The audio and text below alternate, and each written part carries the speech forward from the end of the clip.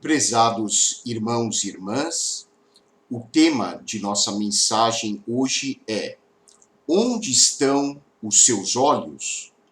E o texto bíblico para a nossa reflexão está na segunda carta de Paulo aos Coríntios, capítulo 4, versículos 16 a 18.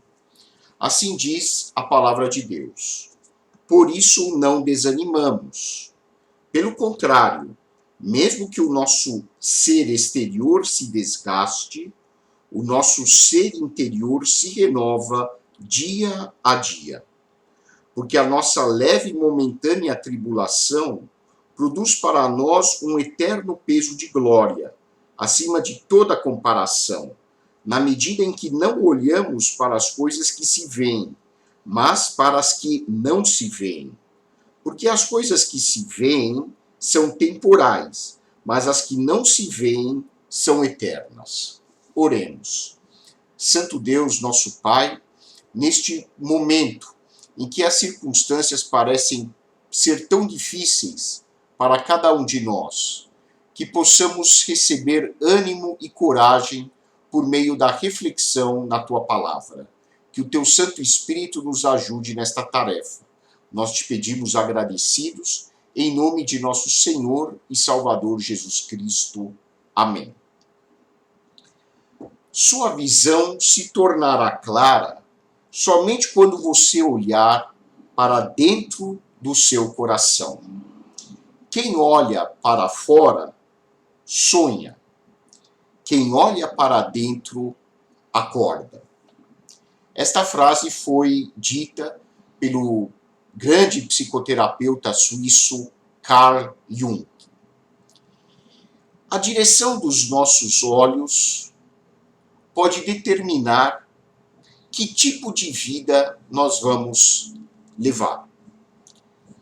Nós podemos ser vencedores ou perdedores, dependendo de para onde nós olhamos. Nós vivemos em um mundo físico e certamente você e eu temos necessidades materiais.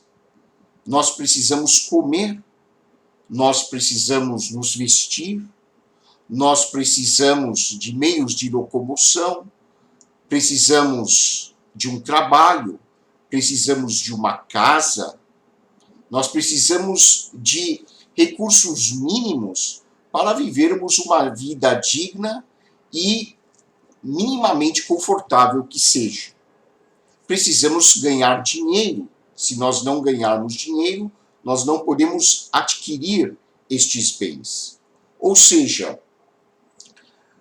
nós precisamos naturalmente de recursos físicos, de bens materiais.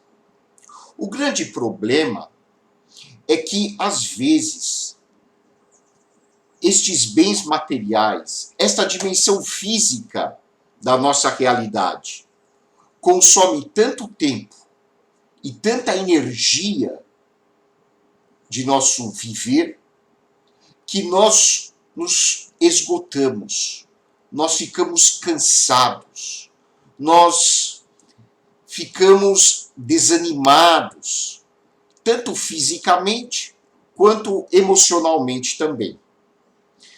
Cada dia que passa, parece que o mundo aumenta as exigências com relação àquilo que nós devemos produzir. Isso acontece no trabalho e acontece também em outras dimensões das nossas vidas. E nós dedicamos cada vez mais tanto tempo para esta dimensão física e natural da nossa existência, que nós simplesmente nos esquecemos de que existe uma outra realidade que é até mais importante que a realidade material, que é a dimensão espiritual da nossa existência. Nós não devemos negligenciar, desqualificar o aspecto biológico, o aspecto humano das nossas vidas. Nós não devemos desqualificar a questão material da nossa existência. Porém, é importante nós sabermos direcionar os nossos olhos para aquilo que deve ser prioritário, para aquilo que é mais importante, que é a realidade espiritual. A realidade espiritual pode até modificar a maneira como nós lidamos com a dimensão física das nossas vidas. E às vezes, quando nós mudamos o nosso olhar sobre certas questões espirituais, aquilo que é físico, aquilo que é natural, aquilo que pertence ao reino material da nossa existência, pode frutificar e nós podemos usufruir muito mais de coisas que antes nós até já tínhamos, mas que nós não conseguíamos lidar com elas ou não conseguíamos desfrutar da sua presença em nossas vidas. Duas pessoas podem morar, por exemplo, no mesmo ambiente. Duas pessoas podem viver sob as mesmas circunstâncias materiais, mas dependendo da forma como elas olham para as suas vidas, elas podem ter qualidades de vida muito diferentes. Embora materialmente suas vidas sejam parecidas. Ou seja, nós podemos ser vitoriosos ou nós podemos ser derrotados, dependendo para onde nós focamos o nosso olhar. Quando a vida espiritual não ocupa o centro da nossa existência, parece que existe um vácuo nas nossas almas. E esse vácuo se manifesta de muitas maneiras diferentes. Nós passamos a sofrer de doenças psicossomáticas. Nós passamos a sofrer de ansiedade, crises graves de ansiedade, crises graves de depressão. Nós passamos a ter atitudes de autossabotagem. Os nossos relacionamentos se deterioram. Por quê? Porque o centro, o núcleo da nossa existência está vazio. Por isso, a palavra de Deus convida você e a mim para nós termos sabedoria, para sabermos onde direcionar os nossos olhos. Para nós superarmos o sofrimento e as dificuldades da vida, nós precisamos direcionar os nossos olhos para Deus e suas promessas.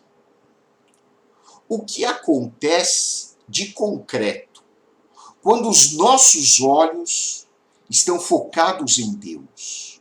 Quando os nossos olhos estão direcionados para as promessas contidas na palavra de Deus? Quando nós tomamos esta atitude de olharmos para a realidade espiritual da nossa existência, mudanças concretas ocorrem nas nossas vidas. O primeiro resultado é que nós passamos a viver com ânimo. Nós passamos a ter coragem para viver. O apóstolo Paulo, escrevendo aos Coríntios, fala sobre as dificuldades do seu ministério como apóstolo. Paulo diz que enfrentou graves dificuldades. Ele teve que lidar com grandes obstáculos Paulo foi perseguido inúmeras vezes.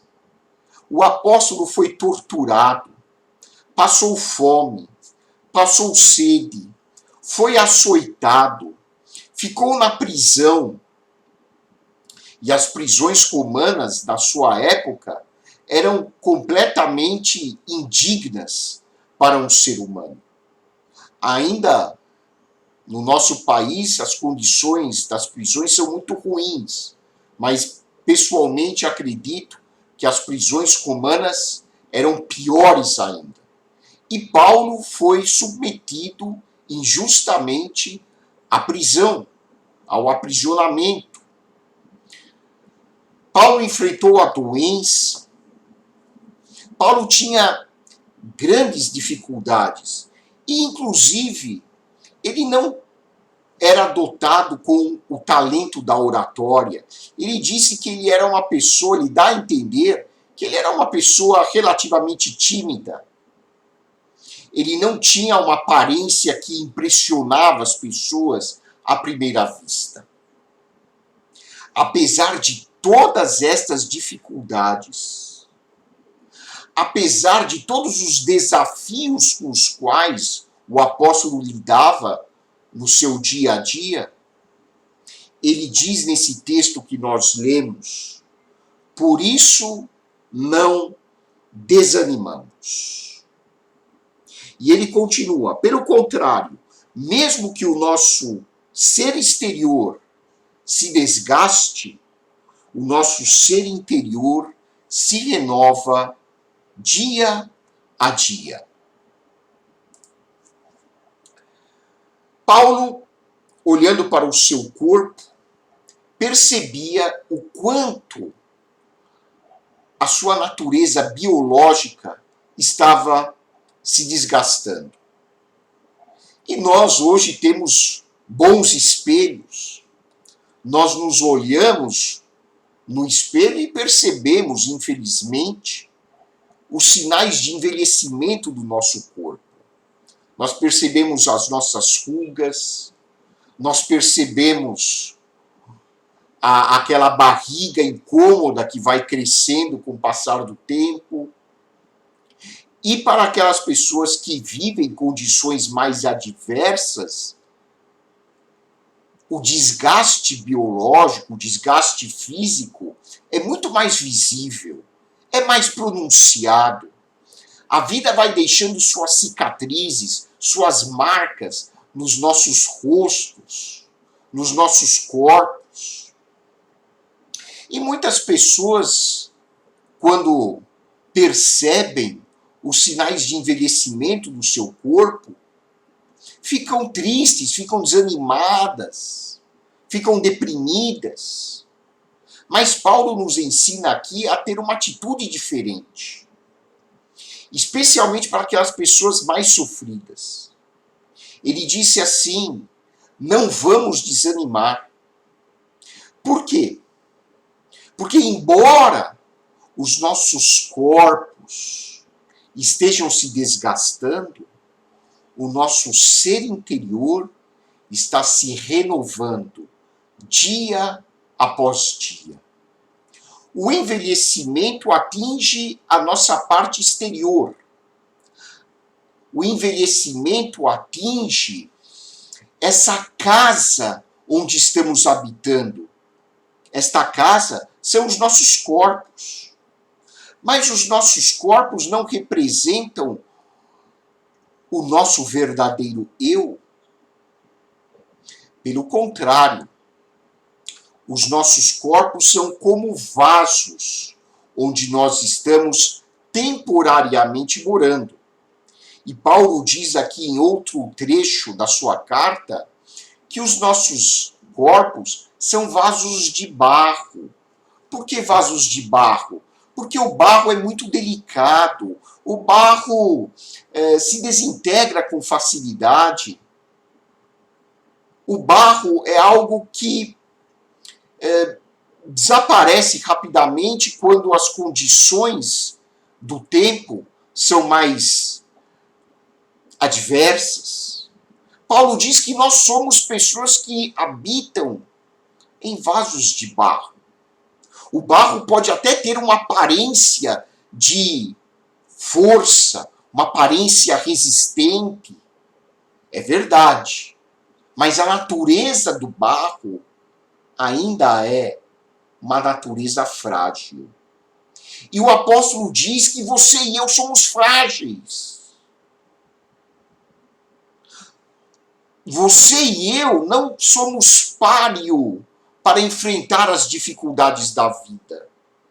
As dificuldades da vida são muito mais potentes, mais fortes, mais poderosas do que os nossos corpos. Mas mesmo assim, Paulo diz, nós não precisamos desanimar. Por quê? Porque Paulo sabia para onde olhar. E o olhar de Paulo não estava focado naquilo que é visível, naquilo que é exterior, naquilo que é aparente, naquilo que é superficial, naquilo que é fútil. O olhar de Paulo estava direcionado para o lado espiritual da vida. O olhar de Paulo estava direcionado para o seu coração, onde habita o Espírito Santo. O olhar de Paulo era um olhar focado na dimensão mais importante da existência, que é a dimensão de Deus, é a dimensão da palavra, é a dimensão onde Cristo vive em comunhão conosco. E a nossa cultura faz de tudo para que nós olhemos para as circunstâncias, para aquilo que é supérfluo, para aquilo que é transitório. E por isso as pessoas são cada vez mais tristes. Por isso que as pessoas vivem existências cada vez mais desprovidas de sentido. Li recentemente que a prescrição e, consequentemente, o consumo de medicamentos para transtornos mentais aumentou 45% durante a pandemia. Se os seus olhos estiverem direcionados para a pandemia, não espere outra coisa. Você será uma pessoa derrotada. Você será uma pessoa desanimada. Não olhe para aquilo que é exterior. Nós não vamos, evidentemente, desqualificar a gravidade da pandemia. A pandemia está aí, as circunstâncias estão aí, o desemprego está aí, a pobreza, a fome, a miséria. São realidades que nos cercam. Porém, o apóstolo nos convida a focar a nossa atenção em outras coisas, sem naturalmente negar a existência da realidade visível e material. Trata-se de uma questão de prioridade na direção do olhar. Não desanimamos, como diz a palavra, porque o nosso ser interior se renova a cada dia. Você, querido ouvinte, você não é o seu corpo. Você apenas habita temporariamente neste vaso de barro, que é o seu corpo. Você é muito mais do que isso. Você é o ser interior, o eu interior que habita no corpo. E o seu eu interior não está envelhecendo e se desgastando. O seu eu interior está se renovando a cada dia. O seu eu interior está crescendo a cada dia. O seu eu interior está amadurecendo com as experiências da vida a cada dia. Ou porque você acredita que nós estamos passando por momentos tão difíceis. Os nossos antepassados também passaram por experiências amargas. A minha mãe é uma sobrevivente da Segunda Guerra Mundial. O meu pai foi um órfão devido às perseguições na época do Império Otomano contra os armênios.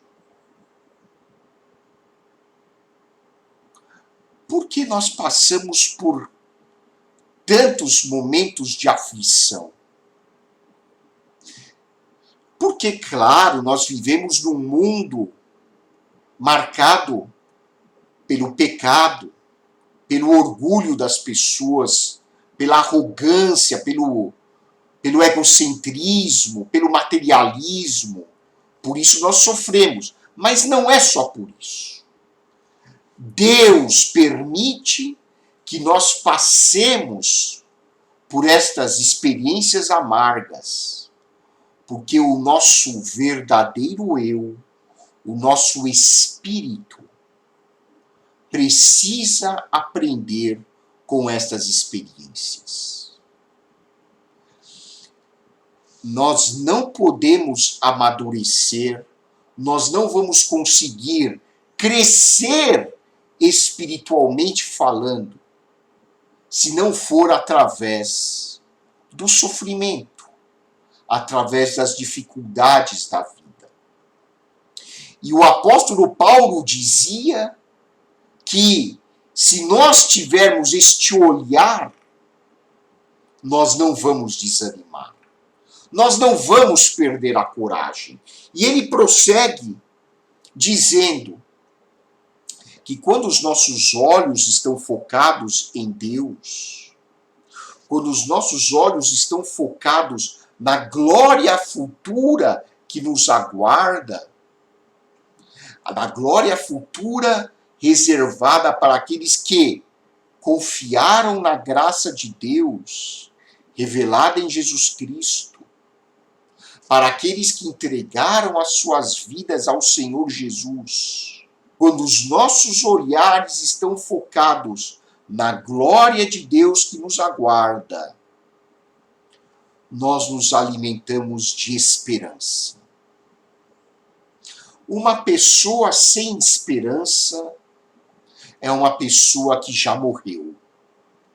Ela pode estar viva biologicamente falando, ela pode respirar, o seu coração ainda bate.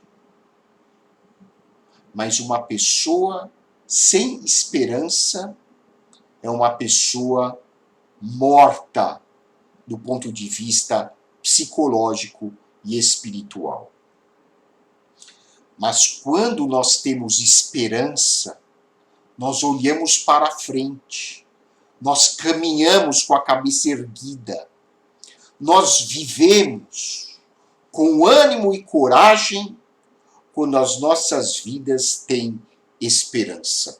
E o apóstolo Paulo diz assim: porque a nossa leve e momentânea tribulação produz para nós um eterno peso de glória, acima de toda comparação. Eu fiquei meditando nesse versículo durante um bom tempo.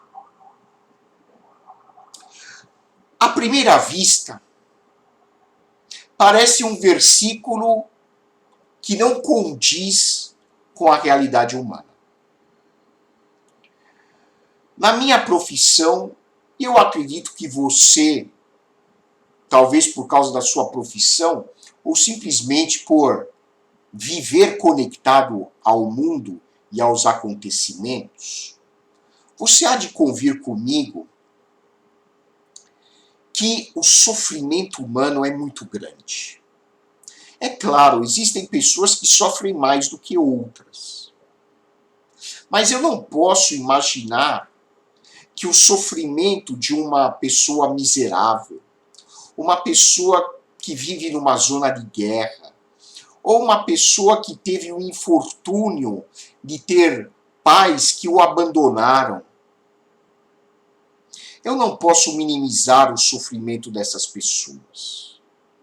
Por isso que, à primeira vista, causa um certo espanto quando nós olhamos para Paulo descrevendo o sofrimento como algo leve e momentâneo. Parece sarcasmo. Parece pimenta nos olhos dos outros. Mas quando nós entendemos que a pessoa que descreveu o sofrimento humano como leve e momentâneo foi uma pessoa duramente perseguida e submetida aos sofrimentos mais degradantes que um ser humano pode sofrer, conseguimos compreender o significado deste texto. Quando Paulo diz que o sofrimento humano é leve e momentâneo, ele não está minimizando as dificuldades. Ele não está minimizando a gravidade do seu sofrimento, do meu sofrimento, do sofrimento da pessoa que não tem uma casa onde morar, do sofrimento de pessoas que perderam seus pais na guerra, do sofrimento de uma pessoa que não teve uma família que o amasse, que a amasse. Quando Paulo descreve o sofrimento como sendo leve e momentâneo, é porque ele está abordando o sofrimento sob uma diferente perspectiva. Porque os seus olhos não estavam concentrados, focados, direcionados nesta vida terrena. Mas os olhos de Paulo estavam direcionados para uma realidade muito mais grandiosa do que a nossa existência terrena, que é a realidade da glória de Deus que nos aguarda. A Bíblia diz que um dia Deus será tudo em todos. Isso nos dá esperança. E quando uma pessoa tem esperança na vida, ele consegue abordar o sofrimento de uma forma diferente.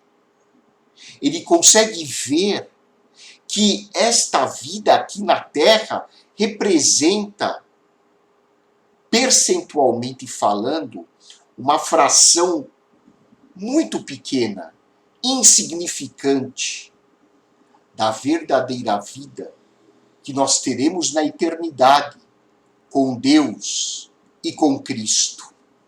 E quando nós colocamos na balança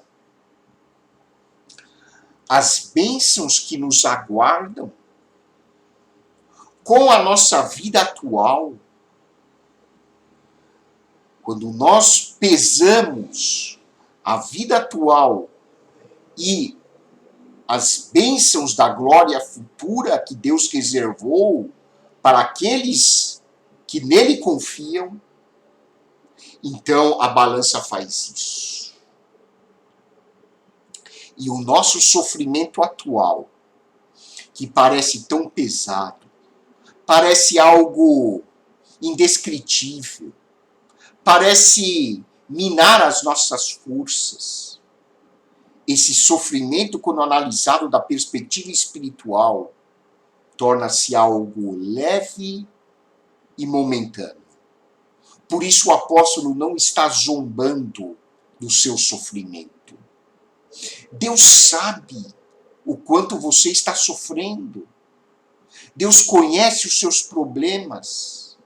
Ele conhece as suas dificuldades. Mas Deus está dizendo pelo Espírito Santo, não desanime. Porque aquilo que Deus reservou para você é muito, muito, muito maior em termos de felicidade, em termos de grandeza, do que a realidade que você está vivendo hoje. Como disse Paulo em outro texto, nem olhos viram, nem ouvidos ouviram o que Deus tem preparado para aqueles que o amam. A glória futura é incomparavelmente maior do que o nosso atual sofrimento. Por mais que os nossos problemas hoje pareçam ter uma dimensão maior do que você e eu podemos suportar. E por fim, quando os nossos olhos estão direcionados para Deus, passamos a ter mais e mais sabedoria de vida.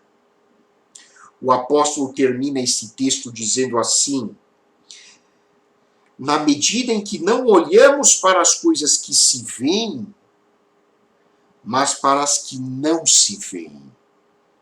Porque as coisas que se veem são temporais, mas as que não se veem são eternas. Isso é sabedoria de vida. E isso traz mais e mais sabedoria de vida.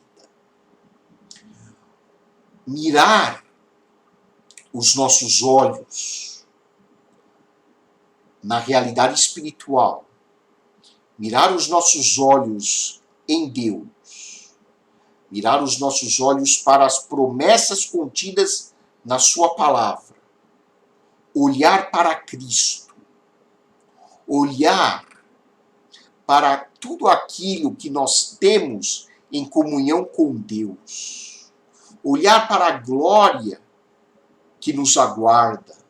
Isso tudo traz sabedoria de vida. Por quê? Porque eu passo a viver e passo a tomar decisões que não são condicionadas pelas contingências do momento presente. Mas eu passo a tomar decisões e a viver segundo uma realidade muito mais profunda na minha vida, que é a realidade espiritual. Eu passo a viver em função daquilo que Deus deseja para mim. Eu passo a viver como Cristo estivesse dentro de mim. Como Paulo escreve aos Gálatas, logo já não sou eu mais quem vive, mas Cristo vive em mim. Por isso, eu passo a não viver mais segundo a carne, mas segundo a fé do Filho de Deus, que morreu por mim e ressuscitou. Onde estão os seus olhos? Para onde você está olhando? Como está a sua vida? Você anda desanimado, sem esperança, tomando decisões tolas? Você não precisa mais viver como um derrotado. Você pode, a partir de agora, olhar para a direção correta. Olhe para Deus. Olhe para as suas promessas. Leia a palavra. Medite nela. Internalize no seu coração as verdades que Deus nos apresenta na Bíblia. E o Espírito Santo lhe dará sempre ânimo, coragem, esperança e sabedoria. Que Deus dirija a sua vida e seja um vencedor. Que Deus o abençoe, que Deus a abençoe e conceda a você uma semana repleta de bênçãos e vitórias.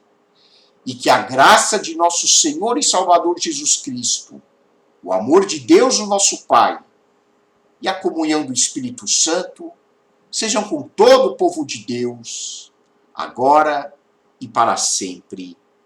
Amém.